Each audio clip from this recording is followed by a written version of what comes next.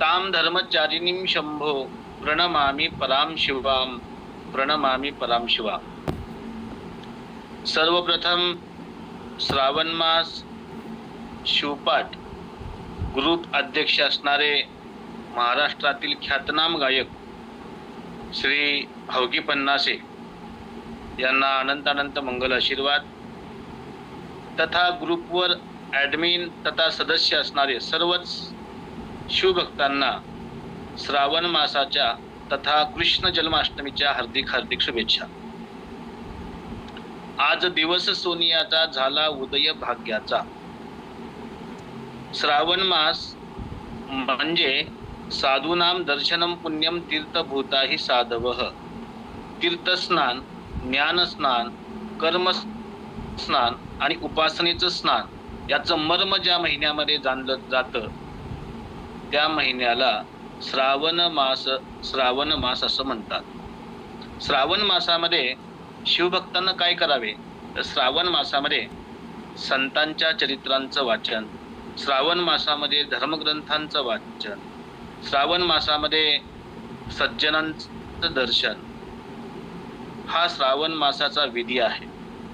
विशेष करून वीरशैव धर्मामध्ये ज्यांचा जन्म झाला त्यांनी श्रावण मासामध्ये काय करावे तर शास्त्र असं सांगतं, शतम विहाय भोक्तव्यम सहस्त्रम स्नानम आचरेत लक्षम विहाय दातव्यम कोटिम त्यक्त्वा शिवम यजेत कोटिम त्यक्त्वा शिवम यजेत। श्रावण मासामध्ये काय केलं पाहिजे तर श्लोकाचा 4था टप्पा आपल्याला असा सांगतो, कोटिम त्यक्त्वा शिवम यजेत। सर्व कामे सोडा आणि शिवचिंतन करा आणि त्या शिवचिंतनाचा अभ्यास, त्या शिवचिंतनाचं स्मरण, त्या शिवचिंतनाची संपत्ती महाराष्ट्रातील ख्यातनाम संत श्री शिवदास स्वामी यांनी आपल्या शिवपाठाच्या माध्यमातून सांगितलेली आहे। शिवपाठ करा, शिवपाठ करा, 84चा फेरा चुके येणे। वास्तविक पाहता जन्माला येणं म्हणजे दुःख आहे आणि म्हणून जन्म आणि मृत्यू हे दुःखाला कारण आहेत। जरी जन्म आणि मृत्यू दुःखाला कारण असले तरी जन्म आणि मृत्यू मधला प्रवास संत संगतीमध्ये गेला तर त्याचा परिणाम काय होतो, संत संग ज्या लाधला तेही लोकी मान्य झाला, धन्य धन्य ती संगती देव अमर ती। देवांना अमरांना सुद्धा इच्छा आहे संत संगतीची प्राप्ती व्हावी म्हणून, परंतु त्यांना हा मनुष्य देह प्राप्त होत नाही कारण अलभ्य हा लाभ। हा नरदेह म्हणजे आंधळ्यानं टाळी वाजवावी आणि त्याच्या हातामध्ये कवळा सापडावा असा हा नरदेह आहे। मग या नरदेहामध्ये येऊन आपण काय केलं पाहिजे तर सिद्धांत शिखामणीमध्ये सांगतात, बहुजन्म कृते पुण्ये पक्षिणे पाप पंजिरे शुद्धांत करणो देही पिंड शब्देन गीयते। जन्म झाला त्यावेळी हा देह मांस रूपामध्ये होता, शोणित रूपामध्ये होता, हाडा मासाचा होता, परंतु या देहाला गुरु संस्कार प्राप्त झाले पाहिजेत, जंगम संस्कार प्राप्त झाले पाहिजेत, लिंग संस्कार प्राप्त झाले पाहिजेत। त्यावेळी या देहाच्या माध्यमातून आपल्या धर्मतत्वाचं रहस्य लिंग अंग सामरस्य आपल्याला प्राप्त होतं। कारण आपला धर्म आपल्याला सांगतो लिंगेन सह जीवित्व आणि लिंगेन सह मर्त्यत्वम। लिंगासोबत जन्म व्हावा आणि लिंगासोबत मृत्यू व्हावा हे आपल्या वीरशैव धर्माचं वैशिष्ट्य आहे आणि या वैशिष्ट्याला प्राप्त करण्यासाठी सुलभ उपाय कोणता आहे तर भक्ती आहे आणि त्या भक्तीचं वर्णन माऊलींनी म्हणजेच शिवदासांनी या शिवपाठाच्या माध्यमातून केलेलं आहे। शिवपाठ करा, शिवपाठ करा। शास्त्रामध्ये दुरुक्ती नावाचा दोष आहे, लक्षात घ्या। दुरुक्ती नावाचा दोष येऊ नये तरी सुद्धा माऊलींनी अभंगाची सुरुवात करताना शिवपाठ करा, शिवपाठ करा या दुरुक्तीचा उल्लेख का केला? त्याच्या पाठीमागचं कारण एकमेव आहे की कलियुगा माझी भजन हे सार हृदयी शंकर साठवावो.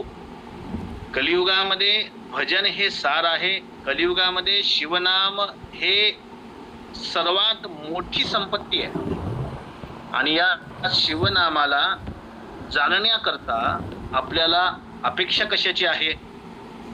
तर सांगितलेलं आहे की शिवनाम हे अत्यंत महत्वाचं आहे. शास्त्रचिंतन असं केलेलं आहे की शिवपाठ करा. शिव म्हणजे काय?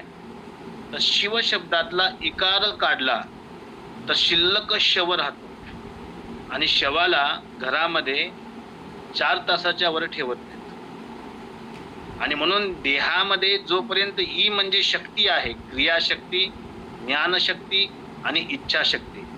मनुष्य देहाला किंमत तेव्हाच आहे जर क्रियाशक्ती आपल्यामध्ये असेल, ज्ञानशक्ती आपल्यामध्ये असेल किंवा इच्छाशक्ती आपल्यामध्ये असेल. मला आनंद वाटतोय की महाराष्ट्रामधल्या तमाम शिवभक्तांना श्रावण मास शिवपाठ ग्रुपच्या माध्यमातून रोज भजन संध्या श्रवण करण्याचा लाभ मिळतो. रोज एक शिवचिंतन स्मरण करण्याचा लाभ मिळतो. हा लाभ प्राप्त करण्यासाठी अनंत जन्माची पुण्याई अत्यंत आवश्यक असते आणि ती पुण्याई आपण प्राप्त केलेली आहे. असं सांगितलं गेलेलं आहे की माळी असतो, माळी आपल्या शेतामध्ये अनेक प्रकारच्या फुलांना माळी जन्म देतो, पण सर्व फुले देवाच्या चरणावर, संतांच्या चरणावर किंवा सद्गुरूंच्या चरणावर येत नाहीत. काही फुले स्मशानामध्ये जातात, काही फुले तमाशामध्ये गजऱ्याच्या रूपानं जातात, पण ज्यांचं भाग्य आहे ती फुलं मात्र देवाच्या, सज्जनांच्या आणि संतांच्या चरणावर येतात. या ग्रुपवर जे जे सदस्य आहेत ते खरोखर उत्तम पुण्य प्राप्त केलेली फुलं आहेत. म्हणून संत विचार, संत भजन श्रवण करण्याचा लाभ त्यांना श्रावण मासामध्ये प्राप्त होत आहे.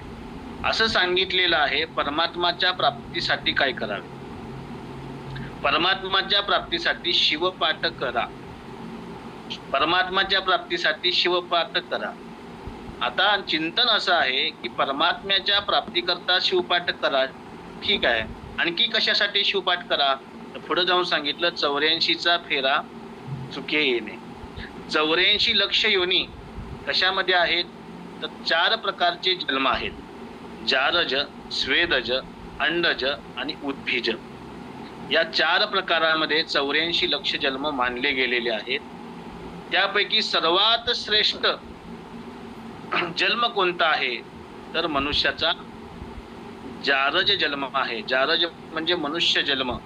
आणि म्हणून सांगितलेलं आहे मन एव मनुष्यानाम कारणम बंध मोक्षयोः. माणसा